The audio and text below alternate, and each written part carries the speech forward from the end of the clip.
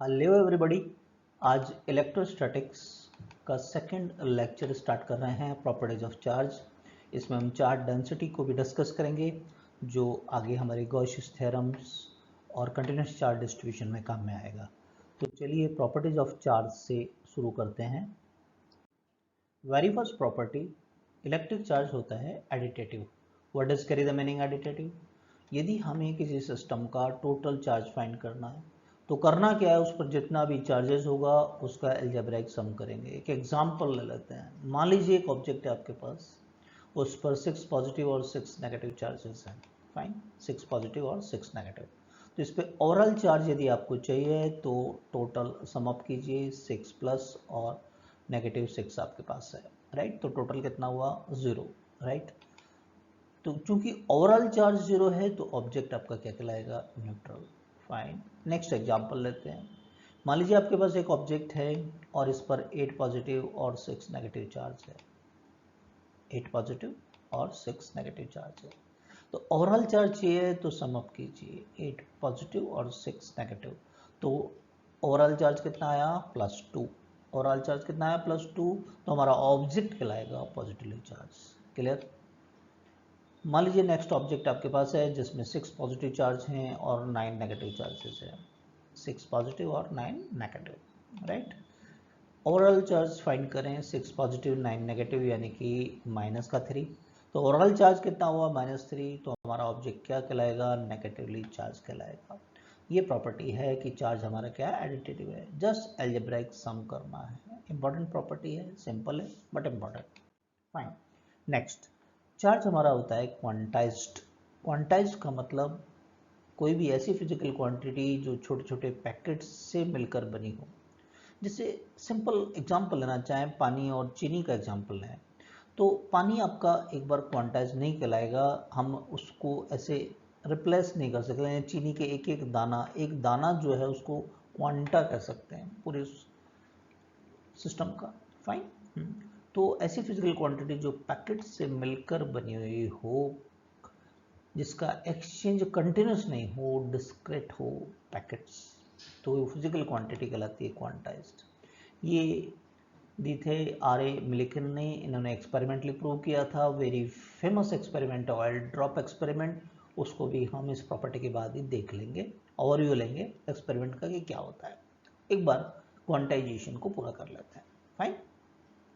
अब very first lecture में हमने देखा था, जिन्होंने नहीं देखा एक बार रेफर कर लें, कि चाहे पॉजिटिवली चार्ज ऑब्जेक्ट है चाहे नेगेटिवली चार्ज ऑब्जेक्ट है, इलेक्ट्रॉन के एक्सचेंज के कारण ही होता है। 2 इलेक्ट्रॉन दे दिए आपने तो उस पर -2 इलेक्ट्रॉनिक चार्ज हो गया। 3 इलेक्ट्रॉन ले लिए तो +3 इलेक्ट्रॉनिक चार्ज उस पर आ गया। तो इलेक्ट्रॉन ही रिस्पॉन्सिबल है। ये एक पैकेट हो गया चार्ज का, minimum amount of charge that possible. तो ये minimum amount of charge that can exist, इसको कहते हैं क्वांटा ऑफ चार्ज, राइट। तो हम कह सकते हैं exchange of charge only takes place in whole number multiple of electronic charge. इसी के whole number Q equal to NE। N क्या है? होल नंबर है, 1 2 3। फाइन, ये प्रिंसिपल क्या रहता है? क्वांटाइजेशन। फाइन, चलिए थोड़ा सा आइडिया ले लेते हैं मिलिकन्स ऑयल ड्रॉप एक्सपेरिमेंट, जिसकी मदद से क्वांटाइजेशन प्रिंसिपल दिया गया था। Fine, okay. इस एक्सपेरिमेंट में क्या है? क्लोज चैम्बर है आपके पास में, जिसमें 2 पैरेलल मेटालिक प्लेट्स फिट हैं, राइट। इलेक्ट्रिक सर्किट की मदद से एक प्लेट को पॉजिटिव और दूसरे को नेगेटिव चार्ज दे देते हैं। एक काम। फिर एटोमाइजर से ऑयल की ड्रॉप को स्प्रे करते हैं ऊपर वाली प्लेट पर। ऊपर वाली प्लेट में एक हॉल होता है, छिद्र होता है, तो ग्रेविटी की मदद से वो ड्रॉप्स हैं नीचे की तरफ फॉल होती है, राइट। इनके बीच का जो स्पेस होता है, आयोनाइजर की मदद से इन ड्रॉप्स को आयोनाइज करते हैं, राइट। और एक लाइट सोर्स जब हम ऑन करते हैं, स्विच ऑन करते हैं, तो लाइट सोर्स की मदद से ये हमारी ऑयल ड्रॉप जो है ब्राइट स्पॉट के रूप में नज़र आती हैं। फिर इस ड्रॉप्स पर जो इलेक्ट्रिक चार्ज है, नॉन इलेक्ट्रिक फील्ड की मदद से ऐसा पाया गया, मिलिकन्स आपके द्वारा कि जो टोटल चार्ज जो होता है किसी ड्रॉप पर वो एलिमेंट्री चार्ज यानी इलेक्ट्रॉनिक चार्ज के इंटीग्रल मल्टीपल या आप कह सकते हैं होल नंबर मल्टीपल के रूप में होता है। फाइन, एक इलेक्ट्रॉनिक, 2 इलेक्ट्रॉनिक, माइनस प्लस हो सकता है, इसलिए इंटीग्रल मल्टीपल कहते हैं। Fine, it has been discovered. ठीक है, जब हम कहते हैं इलेक्ट्रॉन चार्ज के एक्सचेंज में होता है, लेकिन अब ये भी डिस्कवर हुआ है कि आपके और छोटे पार्टिकल जो न्यूक्लियस में होते हैं जिनको न्यूक्लियॉन्स कहते हैं, प्रोटॉन और न्यूट्रॉन जैसे, वो इलेक्ट्रॉन से भी छोटे पार्टिकल्स, उनको कहते हैं क्वार्क, उन पर प्लस माइनस e/3 और प्लस माइनस 2e/3 फ्रैक्शन में चार्ज पाया जाता है ना। It has been discovered. जिसे प्रोटॉन की बात करें, 2 अप क्वार्क और डाउन क्वार्क, क्वार्क भी कई तरीके के होते हैं, up quark, down quark. Up quark होता है, उस पर चार्ज होता है +2/3 और डाउन क्वार्क पे होता है -1/3 QE। फाइन, तो इन सब का समअप करें तो प्लस का ये आ जाएगा, देखिए कैसे, 4/3 में से माइनस करेंगे तो प्लस का 3/3 यानी कि प्लस E चार्ज हो जाएगा, जो कि प्रोटॉन के ऊपर होता है। तो अभी तक जब हम ये कहते थे इलेक्ट्रॉन के होल नंबर मल्टीपल में होता है, अगर इवन ये फ्री स्टेट में नहीं पाए जाते हैं क्वार्क आपके, अगर पाए भी जाए तो कोई फर्क नहीं पड़ने वाला, क्वांटाइजेशन प्रिंसिपल फिर भी एग्जिस्ट करेगा, फिर भी जिंदा रहेगा। क्यों? फिर हम ये कह देंगे भाई कि क्वांटा ऑफ चार्ज E से छोटा हो गया E/3, अब इसके होल नंबर मल्टीपल में हो गया 1 × E/3, 2 × E/3, बस क्वांटा की वैल्यू छोटी हो जाएगी, छोटी चीनी के दाने, बड़ी चीनी के दाने, ऐसे, है ना। तो क्वांटाइजेशन कहलाएगा। क्लियर है? फाइन, थर्ड प्रॉपर्टी पे चलते हैं, law of conservation of charge. कोई भी रिएक्शन हो, physical reaction, chemical reaction, nuclear reaction, total charge on isolated system वो किसी भी प्रोसेस में कांस्टेंट रहता है ना। एक स्पेशल एग्जांपल लेते हैं, प्रोटॉन एंटी प्रोटॉन एनिहिलेशन। जब प्रोटॉन और एंटी प्रोटॉन दोनों मिलते हैं स्पेसिफिक कंडीशन में, तो देखिए आप मैटर है वो ख़त्म हो जाता है, लेकिन एनर्जी के रूप में तब्दील हो जाता है, मास एनर्जी, राइट।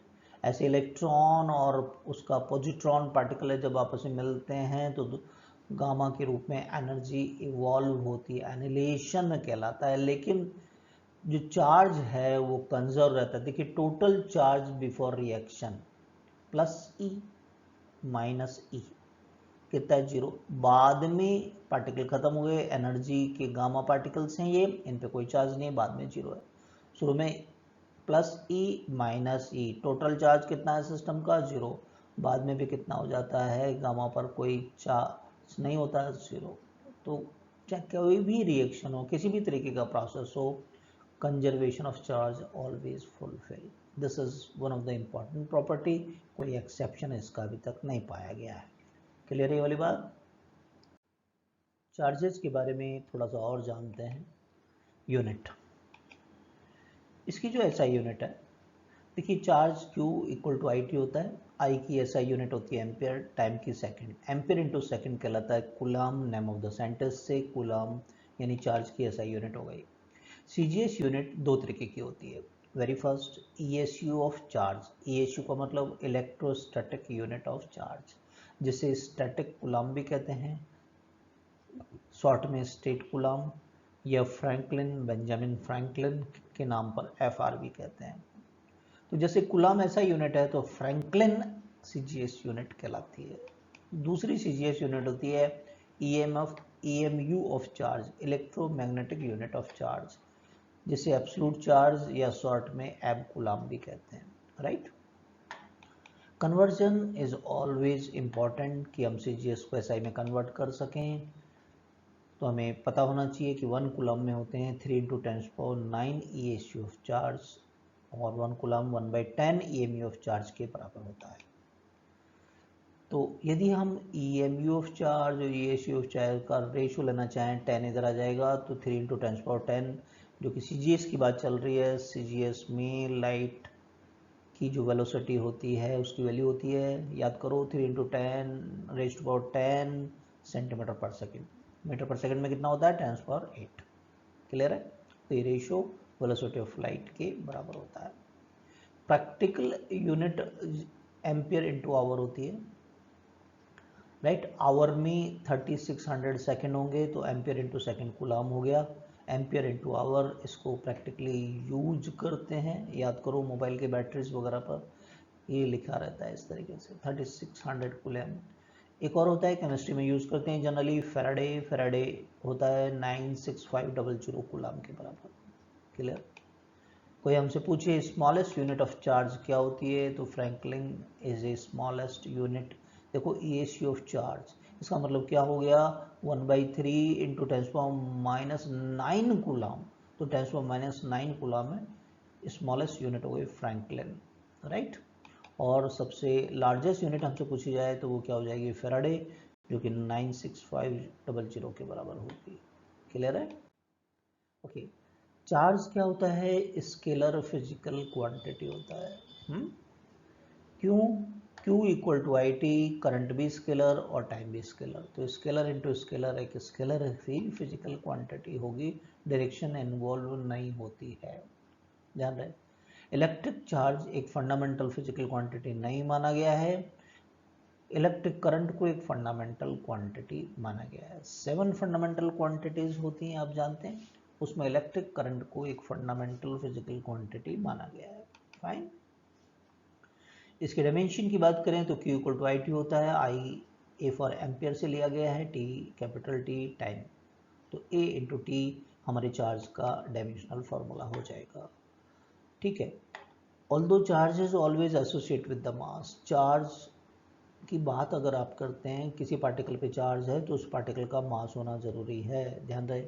लेकिन मास कैन एग्जिस्ट विदाउट चार्ज, लेकिन ऐसे पार्टिकल्स हैं जिनका मास तो होता है लेकिन उन पर चार्ज नहीं होता, राइट।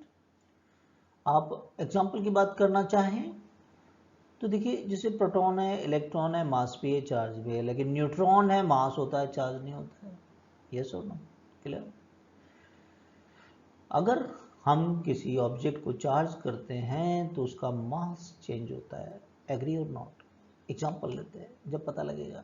मान लीजिए एक न्यूट्रल ऑब्जेक्ट हमारे पास है, राइट, इसका मास m है, थोड़ी देर के लिए, ओके। अब इसको हमें पॉजिटिवली चार्ज किया, पॉजिटिवली चार्ज किया तो आपने क्या किया, कैसे करोगे, इलेक्ट्रॉन रिमूव करोगे ना, इलेक्ट्रॉन निकालोगे इसमें से। इलेक्ट्रॉन निकालोगे तो इलेक्ट्रॉन का कुछ तो मास होता है, तो मास कम हो जाएगा। तो देखिए, चार्ज बॉडी को जैसे ही चार्ज किया तो क्या मास चेंज हुआ, यस। नेक्स्ट एग्जांपल ले लेते हैं। एक ऑब्जेक्ट हमारे पास है, इसको हम नेगेटिवली चार्ज कर रहे हैं। नेगेटिवली चार्ज कैसे करेंगे, इलेक्ट्रॉन देंगे, इलेक्ट्रॉन देंगे तो m में कुछ ना कुछ इलेक्ट्रॉन का मास एड अप हो जाएगा, यस और नो। तो क्या मास चेंज होता है, yes. Whenever a body is charge its mass changes, clear. Okay. Electric charge invariant होता है। इनवेरिएंट कह रहे हैं द मीनिंग कि चार्ज वेदर स्टेशनरी हो चाहे मूव कर रहा हो, उसकी जो वैल्यू होती है, मान लीजिए 2 कूलम है तो 2 कूलम ही रहेगा। ऐसा नहीं होता है, मूव कर रहा है तो वैल्यू चेंज हो जाएगी। बात समझ में आ रही है। लेकिन मास वेरी करता है अगर उसकी स्पीड वेलोसिटी ऑफ लाइट के कंपेरेबल हो। एम नॉट स्टैटिक कंडीशन में है, ठीक है, जब वो रुका हुआ स्टेशनरी है, लेकिन लाइट की वेलोसिटी के आसपास की वेलोसिटी से पार्टिकल मूव करता है तो आइंस्टीन साहब के अनुसार उसका मास इस फॉर्मूले के अनुसार चेंज हो जाता है। तो हम कहते हैं मास वेरी कर सकता है लेकिन चार्ज वेरी नहीं करता है। क्लियर है इतनी बात। चार्ज से ही हमारे फील्ड ओरिजिनेट होते हैं। फील्ड मतलब इलेक्ट्रिक मैग्नेटिक फील्ड जैसे। अगर चार्ज हमारा स्टेशनरी है, रुका हुआ है, चल नहीं रहा है, तो एक charge electric field electrostatic field को जनरेट करता है, जो हमारा चैप्टर है। लेकिन चार्ज अगर एक कांस्टेंट वेलोसिटी से मूव कर रहा है तो इलेक्ट्रिक फील्ड के साथ साथ मैग्नेटिक फील्ड भी जनरेट होगा। चार्ज है तो इलेक्ट्रिक फील्ड तो होगा ही होगा। लेकिन चार्ज अगर एक्सेलरेट कर रहा है तो इलेक्ट्रिक और मैग्नेटिक फील्ड के साथ इलेक्ट्रोमैग्नेटिक वेव्स भी जनरेट होती हैं। फाइन। आगे पढ़ेंगे इसको अपन, इलेक्ट्रोमैग्नेटिक वेव्स को। चलिए, प्रॉपर्टीज ऑफ चार्ज पर कुछ क्वेश्चंस ले लेते हैं। वेरी फर्स्ट क्वेश्चन स्क्रीन पर आपके सामने है। Number of electrons making the 1 coulomb of charge. Quantization principle से चलें, Q इक्वल टू N, तो नंबर ऑफ इलेक्ट्रॉन निकालना है तो Q बाई E कह दें। चार्ज कितना है 1 कूलम, और इलेक्ट्रॉन की वैल्यू चार्ज कितना होता है 1.6 × 10⁻⁹ कूलम, राइट। ओके, 10⁻19 ऊपर जाएगा तो आप ऐसे लिख सकते हो 19 को 10 इंटू 10, है ना, फाइन। ये डेसिमल हटा दें तो 100 हो गया, कट कर दें 4 से तो 25, ये 4 हो गया। 4 की टेबल बोल दीजिए अच्छे से, कितना आ जाएगा 6.25 10⁻18। तो इतने इलेक्ट्रॉन मिलकर एक कूलम्ब चार्ज का फॉर्मेशन करते हैं। क्लियर है। Next question, number of electron present in 4 ampere current जो 1 सेकंड के लिए फ्लो कर रही है, कितने इलेक्ट्रॉन हैं उसमें।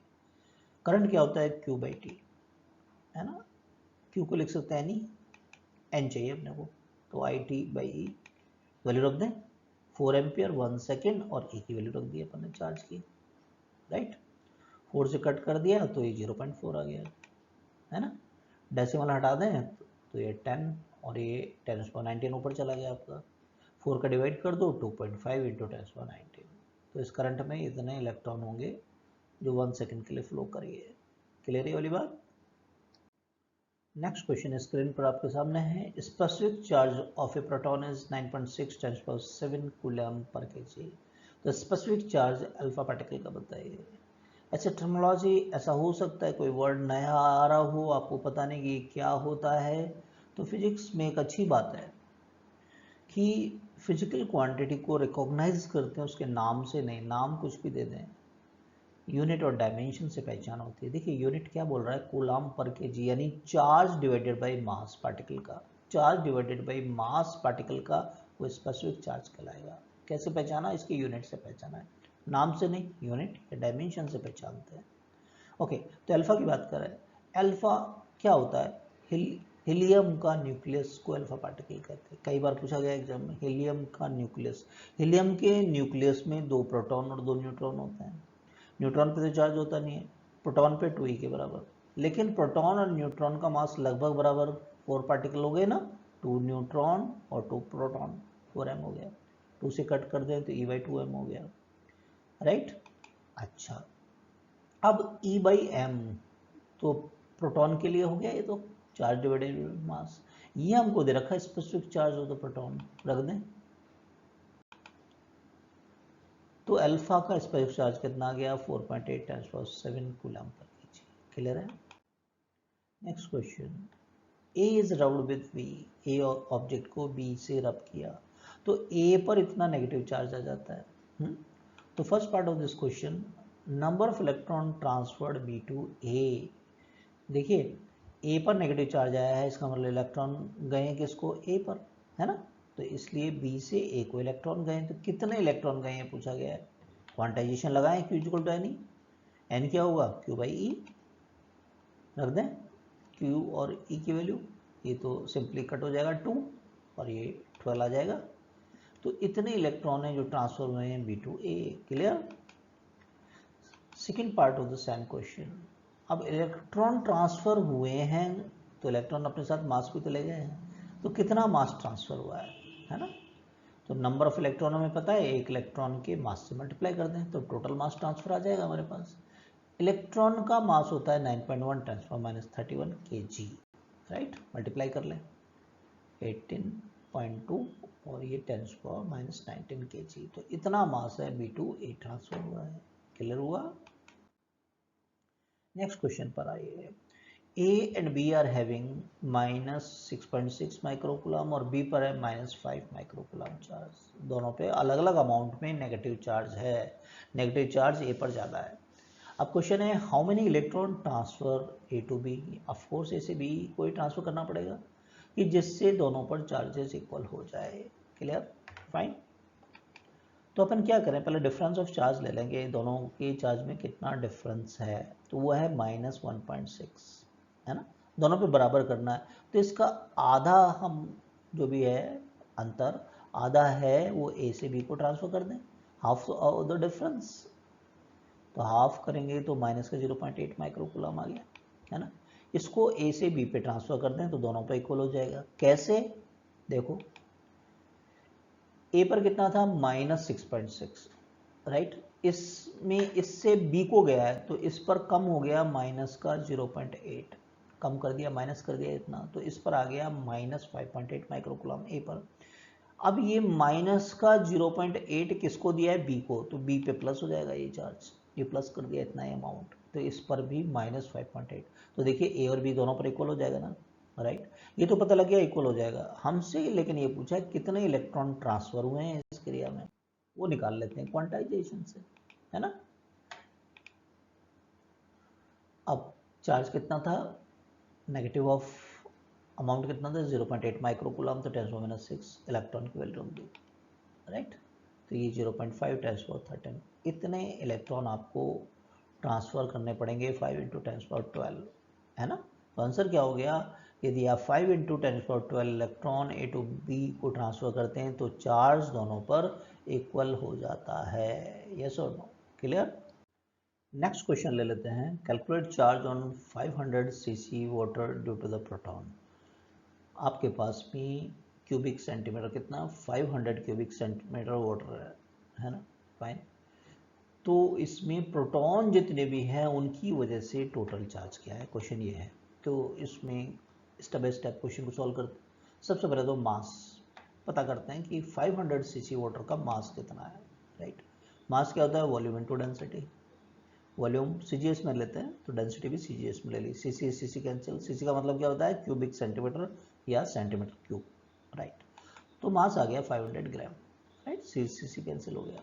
अच्छा, अब हम क्या करेंगे, 500 ग्राम पानी है, इसका मतलब उसमें मॉलिक्यूल कितने हैं ये फाइंड करेंगे अपन, है ना। अब पता है 18 ग्राम में कितने होते हैं, वेगोजो नंबर के बराबर 6 × 10⁻23, है ना।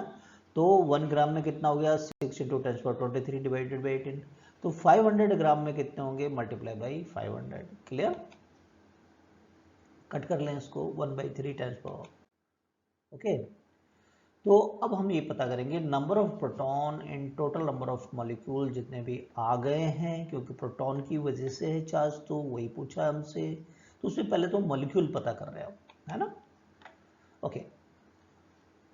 अब हमें पता है H2O के एक मॉलिक्यूल में क्या 10 प्रोटॉन होते हैं, H2O H2, तो दो तो प्रोटॉन हाइड्रोजन की वजह से हो गए, 8 हो गए ऑक्सीजन की वजह से 10 हो गए, तो 10 से और मल्टीप्लाई कर दिया, क्योंकि हमें नंबर ऑफ मॉलिक्यूल पता लग गए थे, इतने थे, है ना। 500 ग्राम में इतने मॉलिक्यूल थे, और हर एक मॉलिक्यूल पर प्रोटॉन कितने हैं, 10, क्लियर। तो हमारे पास में ये आ गया 5/3, और 10 की पावर कितना हो गया, 2 और 1 3 3 और 23 26, तो इतने प्रोटॉन हमारे पास हैं, राइट। तो इनकी वजह से चार्ज की बात कर लें हम, है ना, Q बराबर एन ई, एन आपके पास आ गया, और E प्रोटॉन पर भी चार्ज इलेक्ट्रॉन के बराबर होता है, मल्टीप्लाई कर लें, तो 1.6 को 5 से किया तो 8 आ गया, और 10⁻26 - 19 10⁻7 आ गया, 3 का डिवाइड कर दें 2.67 10⁻7 कूलम। तो 500 cc जो वाटर दे रखा था अपने को, राइट, उसमें जितने भी प्रोटॉन है उनकी वजह से टोटल चार्ज कितना है, इतना है हमारे पास में, क्लियर है ये वाली बात, है ना। आंसर क्या हो गया, total charge on 500 cc water due to the proton is 2.67 × 10⁻7 coulomb, clear. अब चार्ज डेंसिटी को डिस्कस कर लेते हैं। ये बेसिकली आगे एक टॉपिक आएगा इसी चैप्टर में, continuous charge distribution Gauss's theorem, तो वहाँ काम में आएगा। चार्ज की बात चल रही है तो इसे यहीं पर कंक्लूड करेंगे, राइट। सबसे पहले जैसे मास डेंसिटी होती है 3 तरीके की, चार्ज डेंसिटी भी 3 तरीके की होती है। कौन कौन सी, linear charge density, linear object है जैसे वायर जैसा, लेंथ होती है, तो इस लीनियर चार्ज डेंसिटी को लैम्डा से रिप्रेजेंट करते हैं, चार्ज पर यूनिट लेंथ। अगर चार्ज वेरिएबल है, कहीं ज़्यादा कहीं कम, तो उस केस में एक छोटे से अमाउंट ऑफ चार्ज उस जितने भी लेंथ पर है divided by D L, charge divided by length, वो लैम्डा कहलाएगा। अगर 2 डायमेंशनल ऑब्जेक्ट है जैसे प्लेट जैसा, तो हम कहते हैं सरफेस चार्ज डेंसिटी, सिग्मा से रिप्रेजेंट करते हैं, charge divided by surface area, और वेरिएबल के केस में D Q by D A, right. और फाइनली वॉल्यूम चार्ज डेंसिटी, रो से रिप्रेजेंट करते हैं, charge divided by the volume of the object, 3 dimensional जैसे कि स्फेयर है, राइट। और अगर वेरिएबल होगा चार्ज तो d Q by d V कह देंगे। इसको समझने के लिए तब समझ में आएगा, डिफरेंट टाइप के क्वेश्चंस ले लेते हैं कि अप्लाई कैसे करना है, दैट इज इम्पोर्टेंट ना, है ना। तो फर्स्ट क्वेश्चन लेते हैं चार्ज डेंसिटी पर। Calculate charge content in spherical volume of radius R. R इसकी खुद की रेडियस कैपिटल आर से छोटा है, of uniformly charge Q sphere of radius R. R radius का स्फीयर है जिस पर टोटल चार्ज का स्मॉल क्यू, राइट। इसमें एक छोटा सा स्फीयर है इनसाइड में जिसका रेडियस स्मॉल आर है। इसमें जो पर्पल वाला हिस्सा रह गया है इसमें चार्ज कितना है ये हमसे पूछा गया है, राइट। तो हम ये कह सकते हैं charge density multiply by the volume. इसका जहाँ जिसका ही पूछा उसको क्यू डेस कह दिया हमने, है ना। चार्ज डेंसिटी, ये वॉल्यूम चार्ज डेंसिटी है, रो आपका 3 डायमेंशनल स्फीयर बोला है ना, स्फेरिकल वॉल्यूम बोला है ना। तो इसका टोटल चार्ज ही पता है, टोटल वॉल्यूम भी पता है, तो इसको हम लिख सकते हैं चार्ज डिवाइडेड बाई वॉल्यूम। और जो हमको चाहिए वो छोटा वाला चाहिए, तो 4/3 पाई। तो 4/3 पाई तो कैंसिल हो जाएगा, तो क्या हमारे पास ये बचेगा क्यू डैश। तो इस पर्पल वाला जो इनसाइड में नजर आ रहा है इसमें टोटल चार्ज कितना होगा, this much is the charge. बात समझ में आई। नेक्स्ट क्वेश्चन ले लेते हैं, धीरे धीरे बढ़ाते हैं क्वेश्चन का weightage. Calculate charge content in spherical volume of radius R, small R A से बड़ा है और बी से छोटा है, of uniformly charged sphere of inner radius A और आउटर रेडियस। एक स्फीयर है, अंदर खाली स्थान है, ध्यान रहे। देखिए इनर रेडियस तो ए है और बाहर वाला रेडियस बी है। इसमें पर्पल वाला पोर्शन आ गया, स्मॉल आर रेडियस जो बी से कम है और ए से ज़्यादा है। इस पर्पल वाले स्थान पर कितना टोटल चार्ज है ये पूछा है ना। अभी तक यूनिफॉर्मली चार्ज है तो सिंपल फॉर्मूला ही यूज़ कर रहे हैं, है ना। क्यू डैश कह दिया हमने चार्ज इसमें, रो डेंसिटी मल्टीप्लाई बाई इसका वॉल्यूम पर्पल वाले का। ओके, अब देखिए इसका जो आपका पिंक वाला था, ये वाइट वाला पोर्शन इसका खाली था, इसका वॉल्यूम क्या है 4/3 पाई। बाहर की रेडियस क्या था B minus B cube minus A cube, तो ये तो इसका वॉल्यूम था, है ना। इस पे चार्ज टोटल इतना था। अब जो हमको चाहिए वो ये पर्पल वाला स्थान है, इसकी बाहर की रेडियस आर है और अंदर वाली कितना ए, तो इसका खुद का वॉल्यूम ये कहलाएगा। क्लियर। 4/3 पाई को कट कर दें तो हमारे पास this much is the charge enclosed by this space जो कि पर्पल कलर से दिखाया है। क्लियर है बात। नेक्स्ट टाइप का question, a thin straight rod of length capital, इसका लेंथ कितना है कैपिटल एल है, एक्स एक्सिस पर प्लेस किया है। अब इसका लीनियर चार्ज डेंसिटी है lambda, that is equal to lambda not X, यानी इस एक्स के साथ साथ वेरी कर रहा है, तो वेरिएबल चार्ज डेंसिटी हो गई है। If one end of the rod is at origin, इसका एक एंड ओरिजिन पे रखा है, तो इस पर टोटल चार्ज कितना है ये पूछा आपसे, राइट। हमने देखा था वेरिएबल के केस में लैम्डा को ऐसे लिखते हैं d Q by D x, तो डी क्यू को हम ऐसे लिख सकते हैं। तो टोटल चार्ज चाहिए तो इंटीग्रेट कर देंगे, लैम्डा की वैल्यू यही रख दें, राइट। लैम्डा नॉट तो कांस्टेंट है एक, तो बाहर ले सकते हैं इसको, और 0 से एल तक इसको इंटीग्रेट कर दें। एक्स का इंटीग्रेशन करोगे तो क्या आएगा एक्स स्क्वायर बाई 2, और लिमिट हो गई 0 टू एल, राइट। लिमिट्स रख दें, upper limit minus lower limit, तो total charge of the rod कितना आ गया 1/2 lambda not L square. Clear हो गया क्वेश्चन। नेक्स्ट क्वेश्चन ले लेते हैं, एन इनफाइनाइट रॉड, एक इनफाइनाइट लेंथ है ना। इस बार वाई एक्सिस पर रख रहे हैं इसको, वाई एक्सिस पर रख दिया। लीनियर चार्ज डेंसिटी है lambda equal to lambda not Y, यानी वाई के साथ साथ चेंज होगा तो नॉन यूनिफॉर्म चार्ज डिस्ट्रीब्यूशन कहलाएगा। Calculate total charge between Y equal to minus L by 2, negative axis पर हो गया, Y equal to plus L by 2 तक, इसके पर टोटल चार्ज कितना है, राइट। नॉन यूनिफॉर्म के लिए चार्ज डिवाइडेड बाई लेंथ कहते हैं, तो d Q by d Y कहते हैं कि वाई एक्सिस पर है, वाई के साथ चेंज हो रहा है, वाई वेरिएबल है ना, तो डी क्यू हमारे पास हो गया लेमडा डी वाई, है ना। तो टोटल चार्ज चाहिए तो इंटीग्रेट करना होगा अनडाउटली, वैल्यू रख दें lambda not Y, lambda not को बाहर ले लें, लिमिट क्या हो गई माइनस एल बाई 2 से plus L by 2। Clear, okay. तो y का इंटीग्रेशन क्या होगा वाई स्क्वायर बाई 2, ये लिमिट्स लगा दी, है ना। 2 को बाहर ले लें एक बार, तो लेमडा नॉट बाई 2 हो गया, y की जगह अपर लिमिट रखें एल बाई 2 का स्क्वायर प्लस में, और फिर इस y की जगह माइनस एल बाई 2 का स्क्वायर, ये वाला 2 तो हमने यहाँ ले लिया बाहर। Clear, okay. ये एल स्क्वायर बाई 4, ये भी एल स्क्वायर बाई 4 हो गया, तो ये तो 0 हो गया ना, तो टोटल चार्ज इस रोड पर कितना कहलाएगा, 0। अच्छा क्वेश्चन है, क्लियर। नेक्स्ट क्वेश्चन लेते हैं, calculate charge present on the surface of the disc. 2 dimensional object ले लिया, डिस्क है जिसका रेडियस r है ना, और आप देखिए इस पर surface charge density sigma equal to sigma not small R R, तो ये रेडियस के साथ साथ चेंज होगा तो वेरिएबल चार्ज डेंसिटी हो गया, है ना। ओके, और ऐसा एक ग्रीन स्ट्रिप ले ली हमने, डी आर मोटाई की, थिकनेस की, फाइन। सबसे पहले जैसे वेरिएबल होता है तो हम यहाँ से ऐसे स्टार्ट करते हैं, d Q by D A कर देंगे हम। तो डी क्यू हो गया sigma D A, integration total charge चाहिए हमको, राइट, किस पर, इस डिस्क, पूरी डिस्क पर, राइट। ओके, अब यहाँ पर डी ए इज इंपॉर्टेंट, कैसे लेते हैं देखिए, एक छोटी स्ट्रिप यदि हमने ले ली जिसकी रेडियस आर है तो लेंथ तो हो गई इसकी 2 pi are, multiply by thickness से डी आर से करते हैं तो ये एरिया कहलाएगा इस ग्रीन वाली स्ट्रिप का एरिया।